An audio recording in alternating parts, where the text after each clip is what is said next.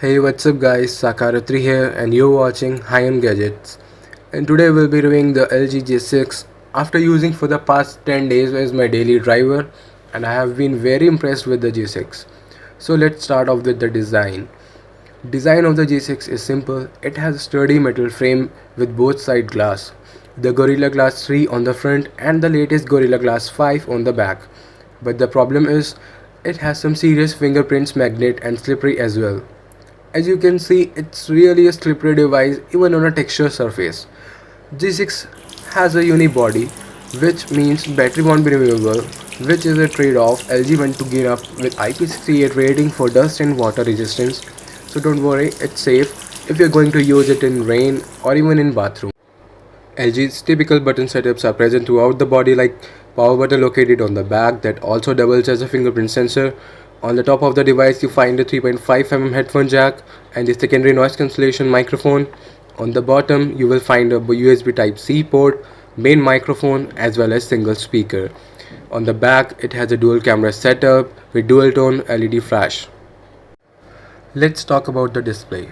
It has 5.7-inch Quad HD LCD display with accurate colors, saturations, and great contrast ratio. Rather than the typical 16:9 aspect ratio seen on the almost every other smartphone, LG has opted for an 18:9 ratio display that provides a taller panel in a smaller body.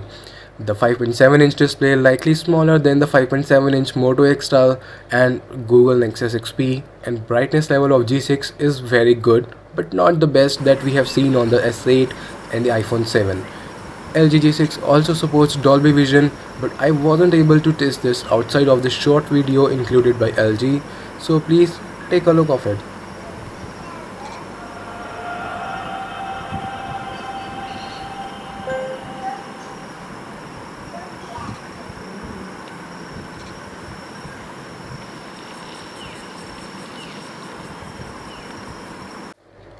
So now the software. It's running Android 7.0 Nougat with LG's UI 6.0 running on the top. LG's UI is improved a lot over the last few years, but UI design is far from the best. It's a little like iOS mashed with Huawei's EMUI with some similar features of TouchWiz run in. And yes, there is no app drawer by default. But if you want that app drawer launcher, there is a link in the settings to download it. There are lots of customization options including fonts, themes, animations, shortcuts, touch buttons, do not disturb, always on display, app scaling, comfort view, smart settings, widgets, etc. And talking about the RAM, it has a 4GB DDR4 RAM and 64GB of internal storage with microSD card slot and Qualcomm Snapdragon 821 processor. And if we compare it to OnePlus 5, which combines a massive 6GB or 8GB RAM, LG feels a bit dated. But G6 performs day-to-day tasks like social media scrolling, running back-to-back apps, and even heavy tasks with ease. Despite it has only 4GB RAM, RAM management is not an issue with this. If you are a moderate user, UI is quite smooth, but some lags and hiccups are here and there in some areas. Overall performance is really well, gaming excellent, you can throw any game into it and phone performs like a champ. But there is still room to grow and we hope LG roll out some bug fixes update to improve its performance.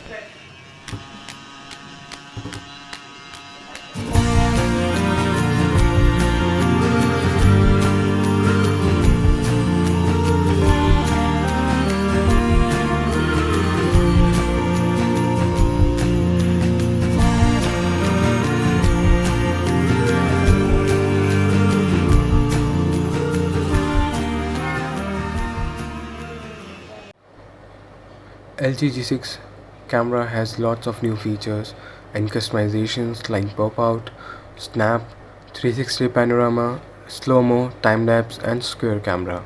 And it has full manual controls in both photos and videos department.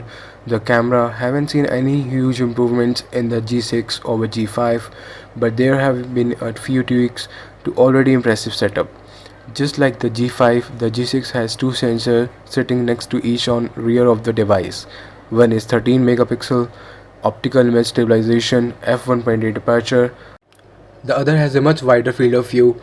It offers GoPro like wide angle shots that looks great. It lacks OIS though, and has a much narrower f2.4 aperture, so low light snaps won't be quite as good. It doesn't have autofocus either, but since that focal point is so wide, it doesn't really make a difference. So here are some samples.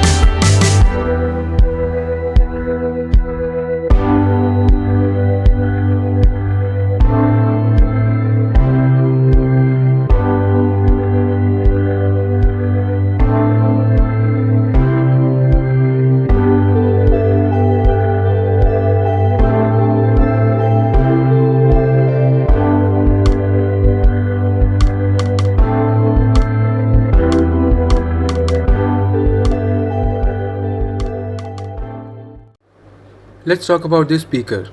It has only a single bottom facing speaker.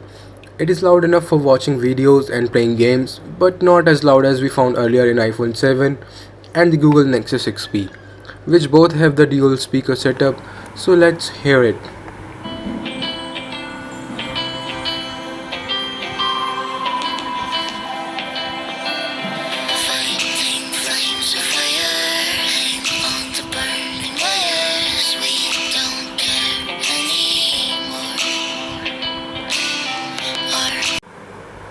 G6 has a 3300 mAh battery and it has always managed to get through the day. I generally found myself getting around 4 hours screen on time with my typical heavy use. It charges up via USB Type-C and supports Quick Charge 3.0 for fast charging. You can go from 0 to 100% in about 1 hour and 25 minutes.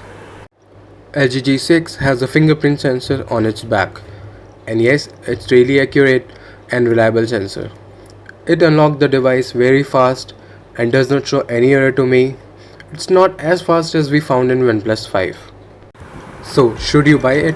If you are in the mood to spend a ton of money on a flagship smartphone right now, then the Samsung Galaxy S8 and S8 Plus gave you that excitement.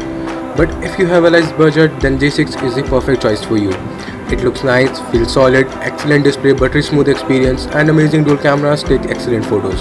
So that's it for this video. If you like this video, please hit the like button and share your thoughts and comment down below.